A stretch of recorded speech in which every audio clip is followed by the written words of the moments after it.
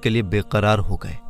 उसको देखने के शौक ने उनके अंदर जोशो जज्बा पैदा कर दिया। चुनांचे तमाम परिंदों ने उस रास्ते पर चलने का पक्का इरादा कर लिया। सफर शुरू करने से पहले हुदहुद ने उस रास्ते की जानकारी बताई। उसने बताया कि उस रास्ते में तुम्हें 7 वादी को पार करना होगा। पहली वादी का नाम इस्तगना है। ये ऐसी वादी है जहां हर चीज की हैसियत कम हो जाती है। दूसरी वादी इश्क की वादी है। इस वादी में जो भी जाता है वो आग बन जाता है। तीसरी वादी तलब की वादी है। इस वादी में तकलीफों और मुश्किलात का सामना होता है। चौथी वादी मार्फत है।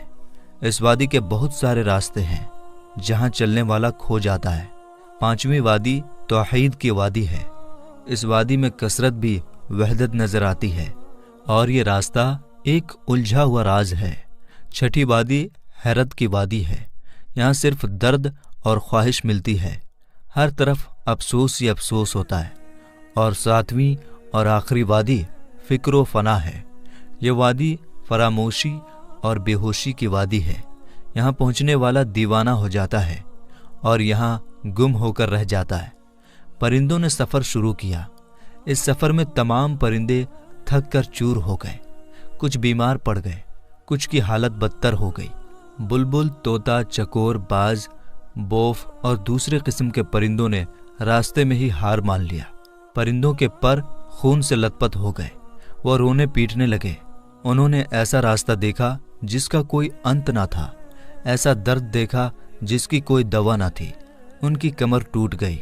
हजारों परिंदे तो दर्द और तकलीफ बर्दाश्त ना कर पाने की वजह से रास्ते में ही मर गए। उन्होंने हुदहुद से कहा कि हम इतनी मुश्किल वादी को पार नहीं कर सकते। लिहाजा हुदहुद ने उन वादियों के बीच एक जगह पड़ाव डाला और तमाम परिंदों को जमा किया। हुदहुद ने कहा, मैंने तुमसे पहले ही कहा था कि सी मुर्ग तक पहुंचना इतना आसान काम नहीं है, लेकिन तुम मुझे अपना रहबर मानकर मेरे पीछे चलते रहो और इन मुश्किलों और खतरों का डट कर सामना करो। याद रखो, अगर तुम अपने उस बादशाह तक पहुंचना चाहते हो तो मेरे साथ चलते रहो।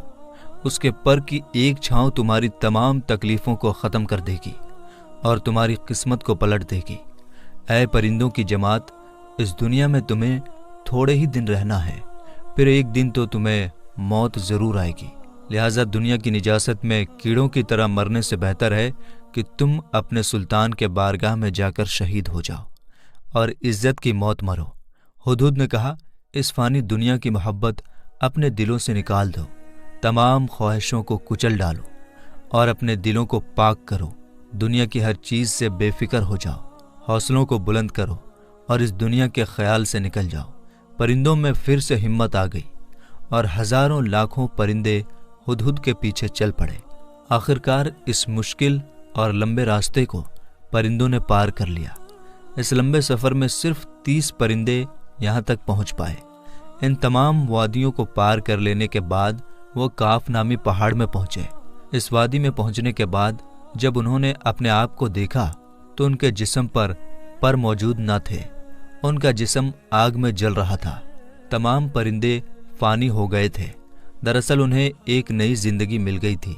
उन्हें काफ पहाड़ की एक ऊंची चोटी पर सी मुर्ग नजर आया। जब वो सी मुर्ग के पास गए और गौर से उसे देखा तो उन्हें उसमें और खुद में कोई फर्क दिखाई नहीं दिया। इस मंजिल तक पहुंचकर न उसका कोई रास्ता दिखाने वाला रहा था न रास्ता। लिहाजा अब उन्हें पता चल गया कि जिस मुर्ग की उन्हें तलाश थी दरअसल वो खुद ही है। दरअसल सी मुर्ग के इस वाक़ये के पीछे ख्वाजा फरीदुद्दीन अत्तार ने तसव्वुफ का मुकम्मल मुकदमा पेश कर दिया है, यानी किस तरह एक बंदा दुनियावी ख्वाहिशात, नफ्स परस्ती, अना और हर चीज़ को निस्तो नाबूद कर देने के बाद तसव्वुफ के तमाम मंजिलों को सर कर सकता है। और जब इंसान तमाम मंजिल तय कर लेता है तो फना हो जाता है और उसे मार्फत मिल जाती है। मेरे दोस्तों, ये थी हमारी आज की वीडियो। हम उम्मीद करते हैं कि इस फायर बर्ड के बारे में आपको काफ़ी अहम जानकारी मिली होगी और वीडियो आपको समझ में आ गई होगी। वीडियो समझ में आने की सूरत में इस वीडियो को लाइक करने के साथ साथ अपने दोस्तों रिश्तेदारों में ज़रूर शेयर कीजिएगा اور اگر آپ ہمارے چینل پر پہلی بار آئے ہیں تو سبسکرائب کر لیجئے، ہم آپ کے لیے اسی طرح کی ویڈیو لے کر آتے رہتے ہیں۔ ملیں گے انشاءاللہ تعالیٰ اگلی ویڈیو میں۔ السلام علیکم، اللہ حافظ۔